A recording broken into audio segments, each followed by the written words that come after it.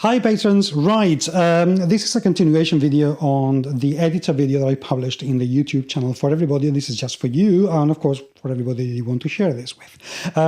Editors, in the general video I was telling that you definitely need one, but I didn't talk about how to find or hire one. One thing about the editing job is that you don't notice. A good editing job is the job that you cannot notice.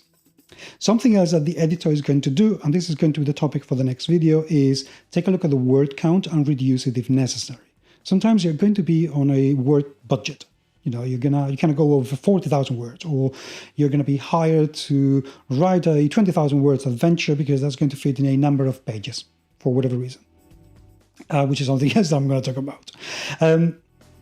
They are going to take a look at that and make sure that what they get rid of, these words, synonyms that they find, are going to be the correct ones. So it is another very important task and mission that the editor is going to have. How to find it? Well, firstly, take a look at similar books that you want to publish. You know, so if it is fantasy, fantasy, if it is science fiction, science fiction, and see who has edited what.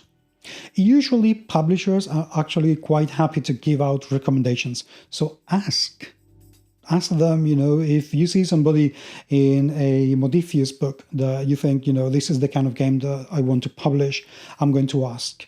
Just let them know. They are usually more than happy to, you know, give away references of people who will be suitable for your work. Ask for references.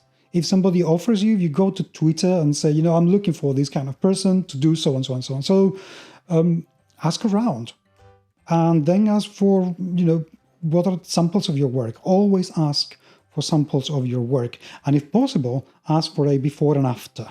You know, what was the text like? One chapter of the book that you've edited. What was it like before you edited and what was like after you edited? They may not be able to provide with a full thing, but they should be able to provide with a little bit, and at the very, very least, some samples of what they did. You know, they should be able to say, I did this with this, I have to reduce it for that, etc., etc. I know that an awful lot of people are going to be moaning about the sensitivity editing that I mentioned in the generic video. So seriously, watch out for that. But we are experiencing an increased awareness of these kind of issues. And whether we like it or not, and I personally like it, you are going to be criticized if you do not abide by a level of political correctness. If you want to have political incorrectness in your game, you need to justify it. And I don't mean excuse it, I mean justify it. Having the sensitivity editor is going to allow you to take a look and know that that political incorrectness is the right political incorrectness to have, and it avoids an awful lot of mistakes.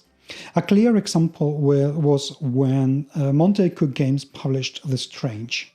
They made a mistake with the representation of Native Americans in that book, and they were called out for that because it was playing to stereotype. They didn't look for insider information as to whether this is something that could be portrayed that way, and they messed it up. They've made up for it. But I remember very, very vividly that there was one person demanding to the top of her lungs that the book is completely taken away forever. Which is bullshit. But the point is that they got that pressure. Having hired a sensitivity editor will get rid of that, or at the very, very least minimize the risk. And at the very, very least will be able to allow you to say, hey, you know what, we've done our due diligence. So you either tell me what to do better or shut up. Simple as that. Because yes, there are an awful lot of people who demand an awful lot without offering any alternatives, and I'm not interested in that either. So always ask around, take a look at the work that they have already done that you might be interested in, and get references. They work very, very often, but above all, judge the person by their deadlines and if they meet them, and by their work, not their personalities. So anyway, I hope this is useful. I really do. And I will be talking to you very soon indeed. Thank you so much for your support. It is truly and genuinely very, very appreciated. I'll talk to you very soon.